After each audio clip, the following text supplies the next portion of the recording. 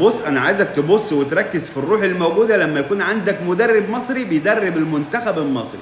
الكابتن ابراهيم حسن بيلبس امام عاشور الجزمه، والكابتن حسام حسن بيوصي امام عاشور اثناء تبديله للجزمه. اتحداك تجيب لي مدرب اجنبي عنده نفس الروح دي. ودي لقطه برضو تاني تثبت لك الولاء والانتماء اللي موجوده عند المدرب المصري لما يكون بيدرب المنتخب المصري. هيموت عشان الهجمه ضاعت منه. مفيش مدرب اجنبي هيعمل الحركه دي. اللي يغيظك بقى انت كانسان يطلع لك واحد لا يفقه شيء عن كره القدم يقول لك حسام حسن مش نافع لتدريب المنتخب المصري. لا يا عم، روح انت درب المنتخب، ولا اقول لك على حاجه، روح هات لنا مدرب اجنبي لا فارق معاه بطوله ولا فارق معاه المنتخب يلعب او ما يلعبش، ولا فارق معاه نجيب كاس او ما نجيبش، ولا فارق معاه اصلا نصعد او ما نصعدش.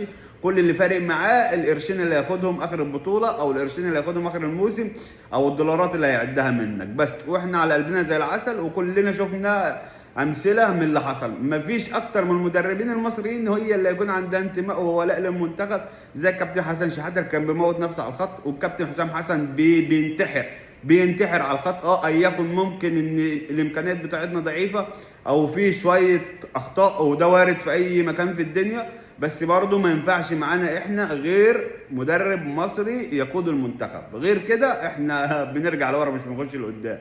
ففكر بقى، ما تفكرش بالعواطف. هي مش ماشيه بالعواطف، لو بالعواطف كانت عواطف خدت عاطف.